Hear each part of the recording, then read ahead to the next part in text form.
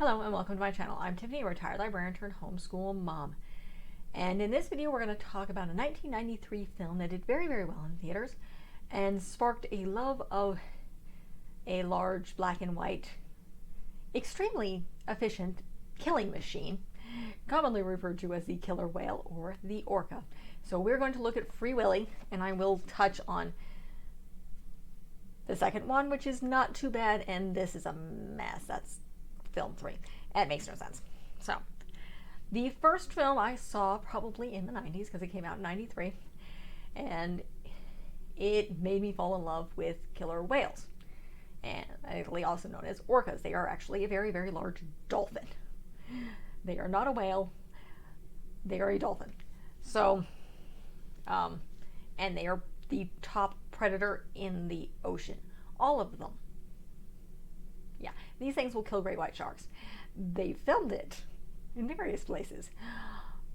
But talking to about this film, so it was very, very popular in the 90s. It came out in 1993. It tells the story of a young boy by the name of Jesse. Jesse was abandoned by his mother when he was 6 years old. He is now a very troubled 12-year-old and very, very angry. Very, very angry. A lot of abandonment issues here. But again, his mother abandoned him to the foster system at 6. So he gets caught spray painting in a theme park, in a under kind of ground viewing area for a orca by the name of Willy, who was kidnapped off to the Pacific Northwest coast. That's where this takes place on the coast of, I believe, Oregon. So in the Pacific Northwest. So he basically gets in trouble. He gets caught, and his social worker says, okay, you're going to stay with this foster couple, and you're going to come here every day, and you're going to basically paint over and clean up the mess you made, as to make reparations for basically getting in there and making a mess. And so he does. Now he bumps heads with his foster family because he's an angry 12-year-old boy who was abandoned by his mother, and he's a foster kid. So again, anger and abandonment issues. All right, listening for fussing toddler. Okay, she seems to be quiet. Always listening out for the fussing toddler. My daughter does not sleep well. She's 23 months as of today. She's getting very, very big. But back to the movie. So, Willy was essentially kidnapped from his family, and you hear him crying out for his mother and hearing them call back to him. Yes, highly unrealistic. No, this does not make sense. But so he bonds with Jesse, because Willy likes the playing of Jesse's harmonica, and he learns more from Willy's trainer, played by the actress who plays Kit in A League of Their Own. That is Patty something. What is her name? Lori Petty. And then he also kind of bonds with a Native American actor who plays, the character's name is Randolph Johnson. His real name is August, and no, I can't pronounce his last name. I'm not going to try. So he bonds kind of with them. He bonds with Willy. He's able to get Willy to listen to commands. They try to do this, again, try to make him do a show. Willy bails on him. He won't do it. He's just acting like a complete, basically temperamental toddler, and won't do it. So after that day, Jesse sneaks out after having kind of a fight with his foster parents or something, or he just sneaks out, as he's known to do. He goes to see Willy and kind of gets in a fight with Willy. It's like, you embarrassed me. And the whale is like, I'm a whale, or I'm a giant dolphin. I'm very, very intelligent, but I don't want to perform for people, essentially. So he kind of goofs off, and he tries to get Jesse to forgive him. And then he starts alerting Jesse something's going on. And Jesse sees lights going on near the edge of the tank, in the underground kind of viewing area. So he sneaks down there, and he sees the owner talking to a guy who's basically, they're welding holes in the tank. They're moving some of the stuff that holds the glass on, and he's saying that Willy is worth more to him dead through the insurance money. So they're going to kill him, essentially. They're going to drain his tank, and he would die, because essentially it would be like beaching in the wild. And sure, he wouldn't, it's not suffocating, though it might be to an extent, because they do breathe air, but they're not meant to be on the ground.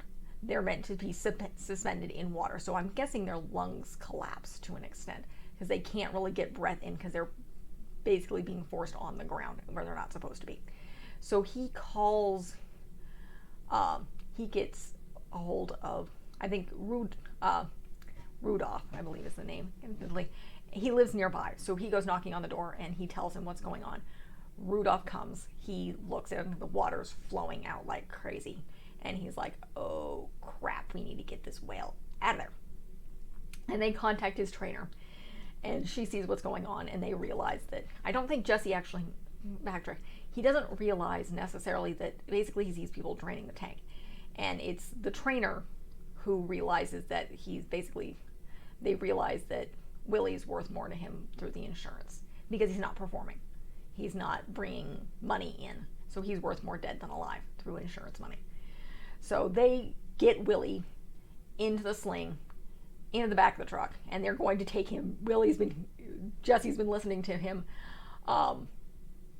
sing to his family. It's like his family is out there. If we just get him into the ocean, he will be fine. Yes, completely unrealistic, makes no sense whatsoever, but it's a feel-good family film, so we're going to go with it. And so they get partially there toward the docks, and the truck gets stuck. So he calls Glenn, because I think I don't know whether he steals I think he might have stole his foster father's truck to pull this whale. And he's like, okay, where the heck did the kid go? My truck is gone.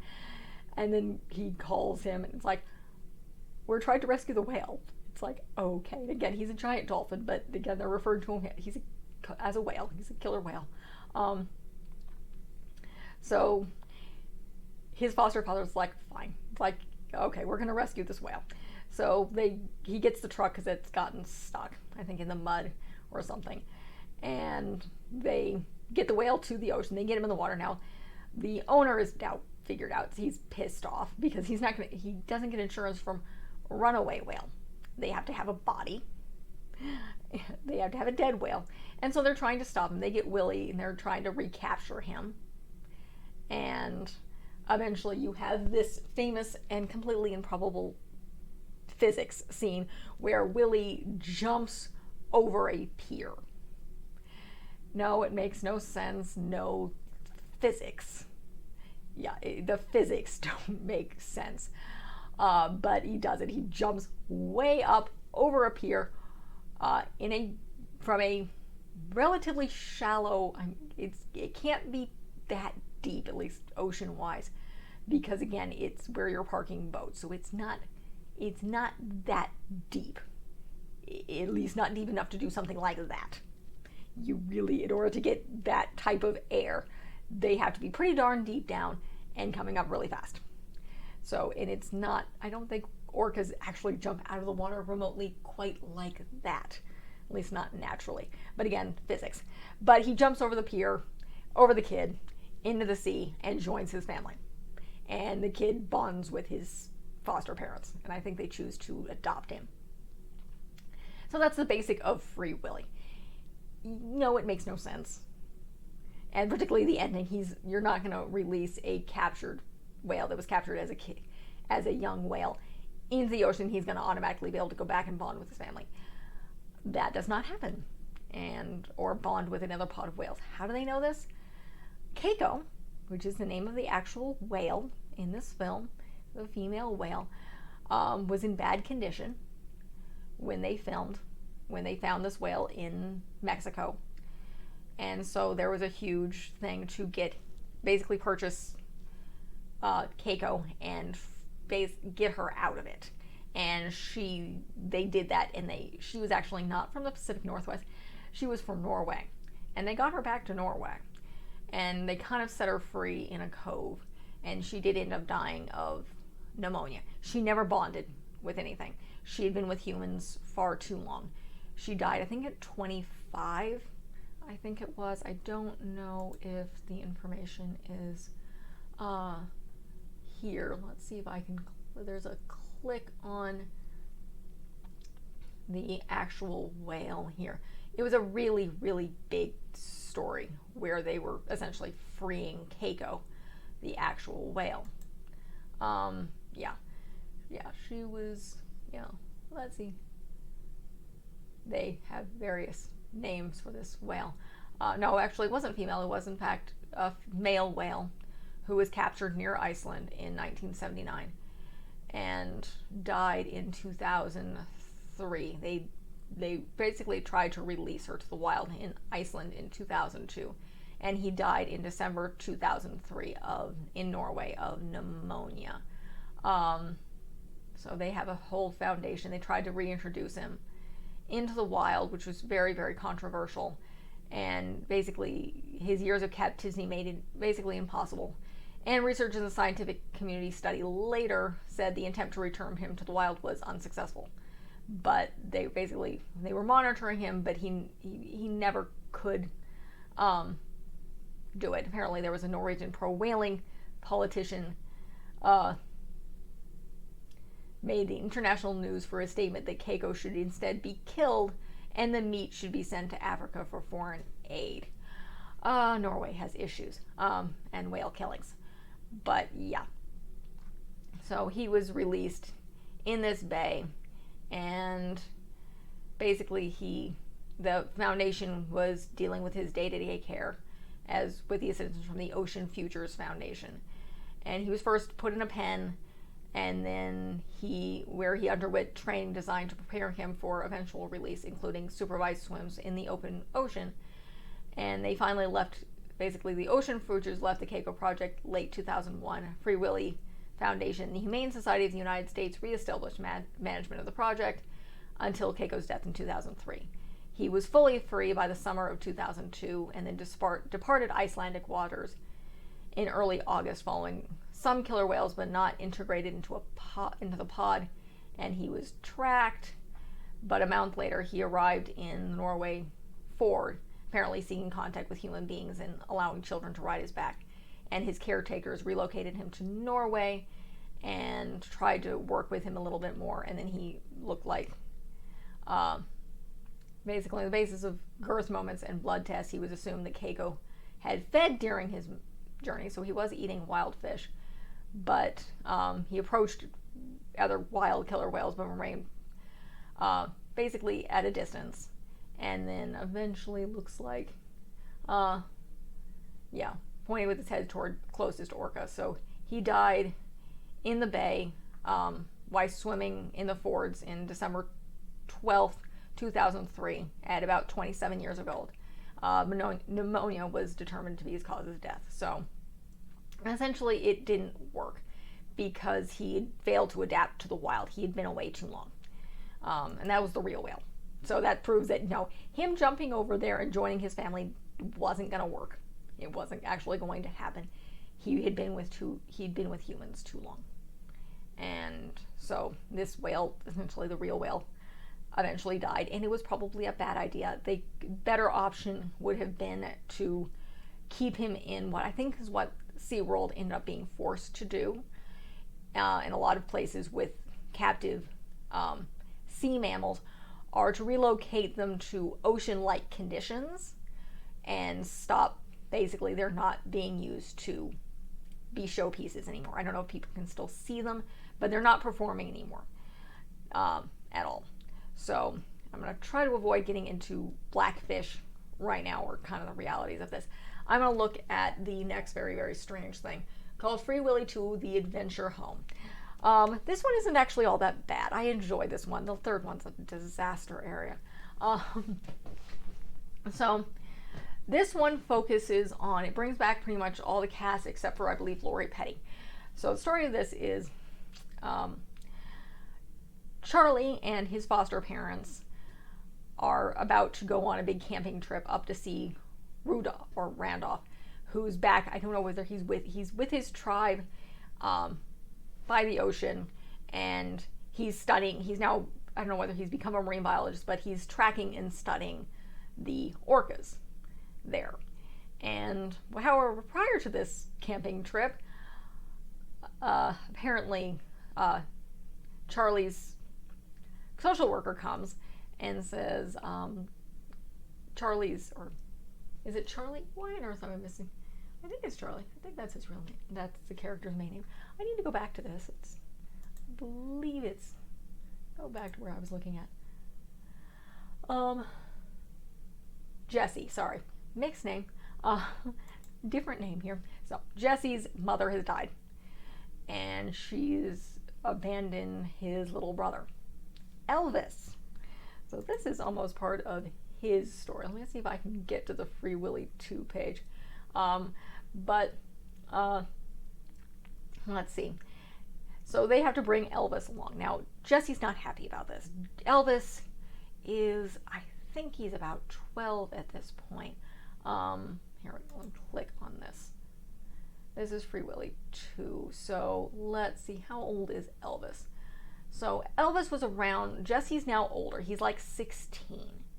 And Elvis is about 8 or 9 years old. So his name, yes. And so he's now brought to stay with them because the foster parents like, yeah, let's kind of bring him in. Jesse's not entirely happy with this because this is the kid that basically his mother chose not to abandon because he's 8. But mind you, his mother then died. He was in Vegas. Elvis is he's a very angry kid as well. It's kind of implied that their mother wasn't great. Again, she was in Vegas. I think she was trying to be a showgirl. He's the type of kid who's trying to prove himself a little bit much. He brags a lot and he lies a lot. And he's kind of a similar kind of angry kid. He just wants to be loved. And yes, that is kind of the point. He's not had a great life. And he has this brother, and I think it's very much implied that their mother very much regretted giving up Jesse, and she missed him but never could really go back. And so there's that conflict of these two brothers who hate each other because over their mother. So they go up on this camping trip, and they interact with Willy again. He's back with his mother and his sisters, and he has, I think, a baby brother at this point. And you get to see a lot of the Pacific Northwest. I think this is shot quite a bit in Vancouver. Let me pull this up. Where the heck it's shot? It's going to tell me where it's shot. No. But I'm pretty sure just by the looks of it, it's shot around Washington State, most likely in Vancouver, Canada, because it's cheaper to film in Canada. So that's where a lot of the shooting is. You do see a lot of film shots of apod, which is an actual orca pod. I think they're having issues with it right now, connected to lack of salmon and global warming and food deprivation, not having a lot of food, so the pod is actually shrunk.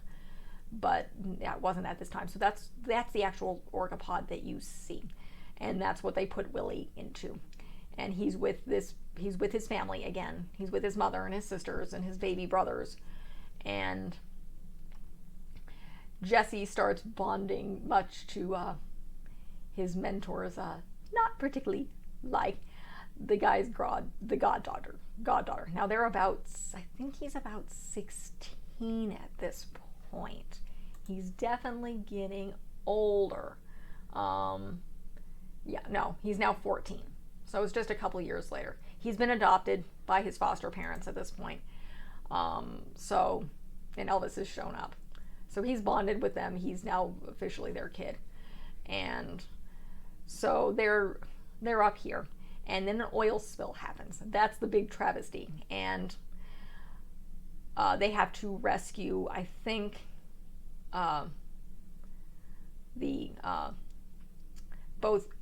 Willy's little brother, Willy, and his sister get trapped. And they're stuck.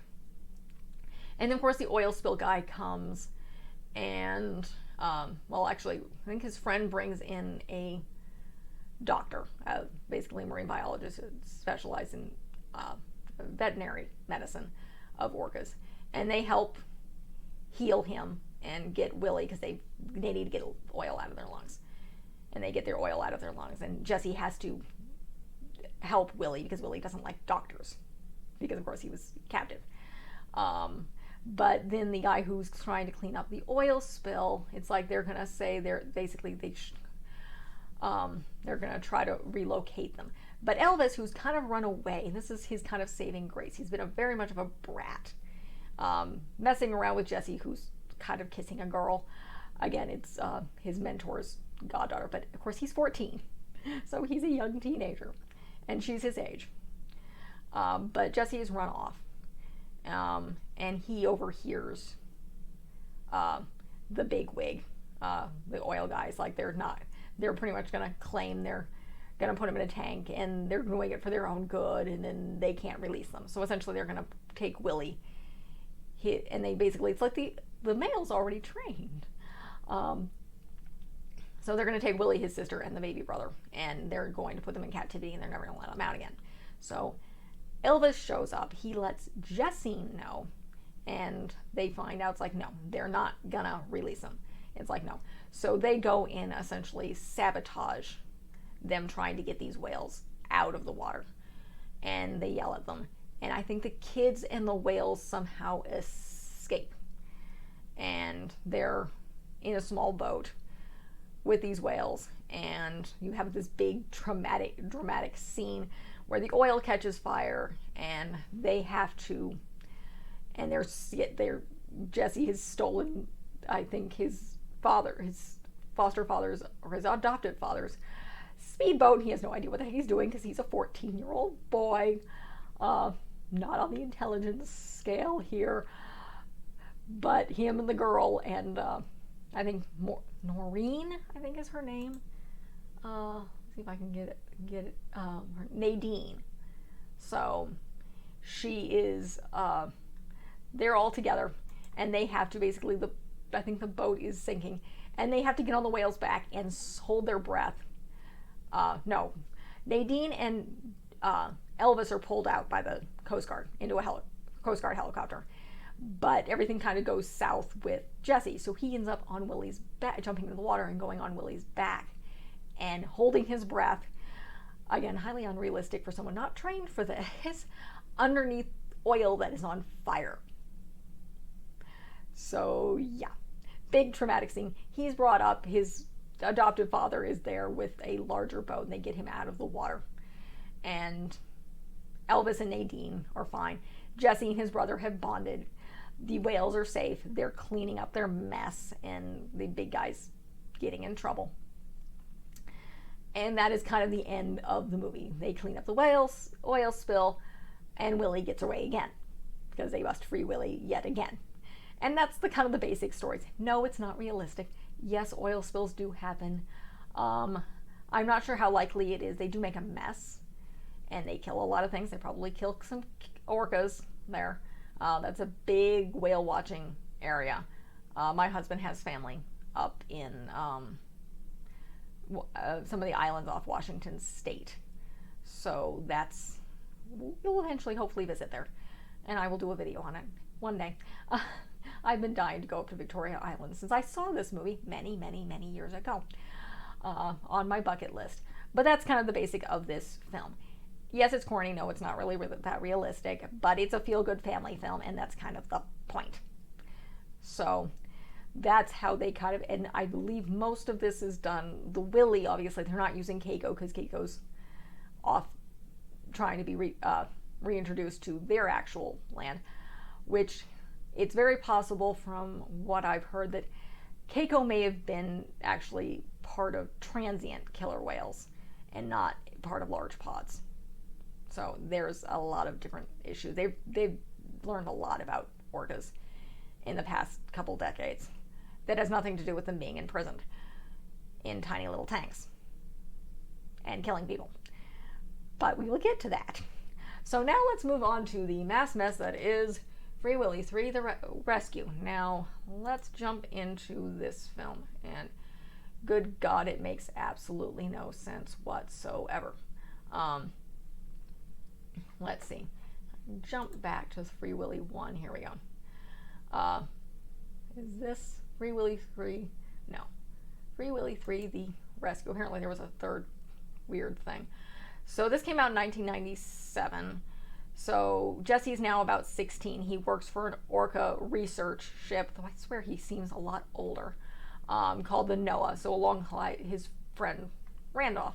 Those two are the only people. Glenn and Annie are, he's moved away from Glenn and Annie, who were promised by Rudolph to keep him out of trouble. So essentially he's, I don't know whether he's left his, he's a 16-year-old now, he's left his foster family. And Max is, and no, his brother is not there. The actor went away. So instead, he's interacting with a kid by the name of Max, whose father, and this is where this thing makes no sense, is a whale hunter. Now, as far as I know, orcas are not normal. They're not big. Traditionally, they're not big on part of whale hunting, because again, they're giant dolphins. There's probably not a lot of. Basically, it wouldn't be, a white guy would not be commercially hunting for an orca. It makes no sense. Whaling has been illegal in the U.S. for a long time, and I do believe this is still in the U.S. So this kid, his dad's a whaler, he's basically doing underground whale meat.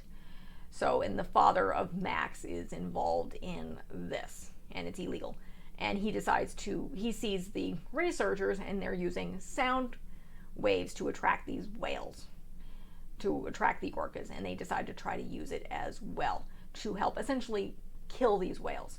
So, and they try to spear and shoot the whales, and Max finds out, and he actually has kind of bonded with Jesse and bonded with Willy, and eventually realizes what the heck his father is doing is wrong.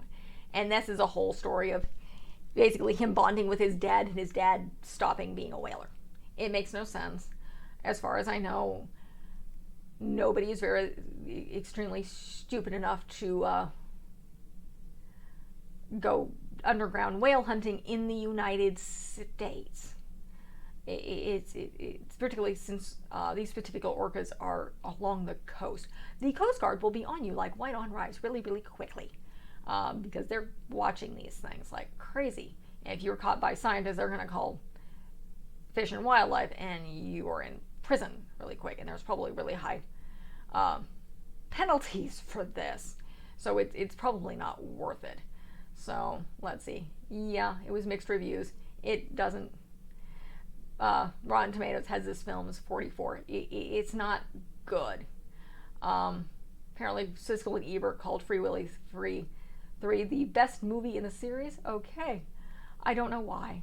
This movie makes no sense. I do not like this one at all. I find it very, very stupid. I mean, yes, I know they technically killed dolphins, but it's really unlikely that they're gonna be doing this kind of thing, as far as I know, going after killer whales. They're better fish to fry. You can go out in deeper sea looking for something else that's probably worth more money. Not to mention, yeah, you're going to be canned considering the United States has a thing for killer whales. Okay, so that's these three films. Again, this is great. This is good. The scenery is fantastic in this one because Canada is gorgeous. I long to go there. Not Canada. I've been to Canada, but this is the West Coast. East Coast is gorgeous too. I've been there. I plan to go back one of these days. But I've been longing to go to Victoria Island for decades. Kind of like I was longing to go to Prince Edward Island for decades. Now I just want to go back and spend more time there because I've been there once. So this is a good film. This is a decent film. This ain't worth it. It's just not. My opinion. Don't like this film. Recommend these two. Ignore that. And probably ignore pretty much everything else because they go crazy. So that's the Free Willy films. One reason, again, you're not going to go hunting something that's almost as smart as you. Killer whales, just so you know. No, they don't normally kill humans. The whole issue with blackfish that may or may not, I'm not going to go into it. I have actually not seen it. But essentially that was an inbreeding problem. A massive inbreeding problem. I think the United States banned capturing wild killer whales at some point. and they were inbreeding like crazy and moving sperm around. I regret that when I'm trying to think of how old I was, maybe 18 or 19. I'm trying to think when I went to SeaWorld with my family, and we did a behind the scenes, no, maybe, I'm trying to think.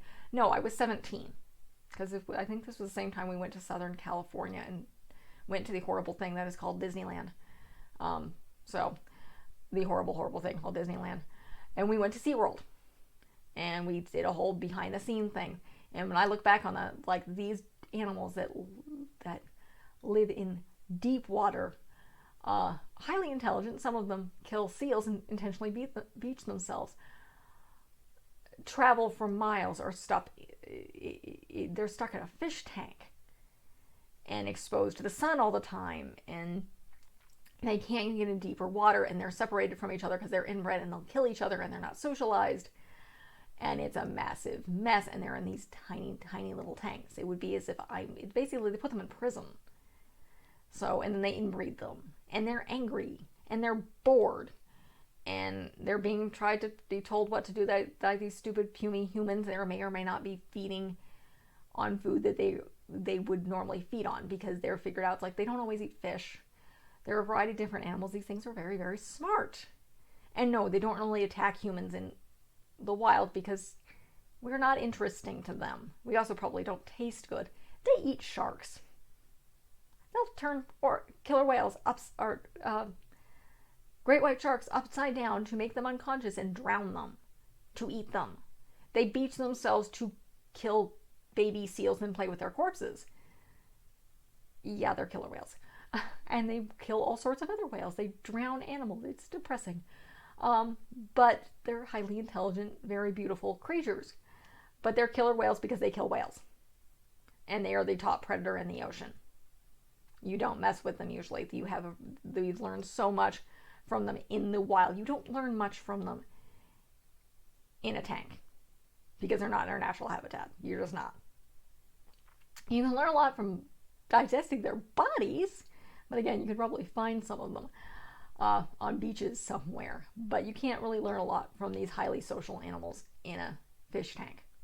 So, this Free Willy made me passionate about orcas and killer whales and longing to visit Victoria Island and see these things in the wild. And I became obsessed with the artist by the name of Wyland, who does giant murals along with a lot of other art surrounding particularly ocean wildlife. So, and he has some absolutely utterly phenomenal art and giant walls normally covered in whales. But that's how I fell in love with it. I enjoy the first two movies. I could do without the third, and no, I haven't gone through anything else. I didn't even realize it existed. I probably grew out of it because this movie, the first one came out in 1993. The second one came out in 97. The third one came out in 97. I've seen it. But again, it's irritating. It doesn't make any sense. So, it just has no interest to me. And the other ones are feel-good films. No, they don't make sense. No, there's no logical point to them. But they don't involve hunting and killing orcas in the United States, which makes they could have thought of a better villain there. And the idea of Jesse at 16 leaving his foster parents, his adoptive parents, makes no sense. When I originally saw this film, I thought he was an adult. It's like, I thought he was like in college at this point. But when I looked at the summary, it's like, no, he's 16. This makes no sense. They would not have a 16-year-old on a research vessel unless it was like an internship kind of thing, which is like a short summer program, not long-term. So, but again, it makes very sense. I'm guessing they just couldn't get a hold of the other two actors who played his parents on for a third movie, which isn't surprising. So, but that is it for this review. If you like what you see, I have some other fun film reviews, a lot of children's book reviews. This month I've started Harry Potter and covering those books and those films, along with the 4 books in Tamora Pierce's The Circle of Magic Quartet, I'm covering a couple other feel-good films. Free Willy is, I've covered Mr. Holland's Opus, Fly Away Home, and a slightly more adult film, the film rendition of Clue. So, and then next month is jam-packed with Halloween stuff and me finishing Harry Potter. I'm literally doing like 5 videos a week next month. And I have a bunch of stuff, some Native American stuff in November, some fun Christmas stuff in December. I've done some kids travel stuff, a little bit of secular homeschooling videos talking about homeschooling law and a few other things. And I have a lot more to come. So if you like what you see, check out what I got and like and subscribe. Thank you.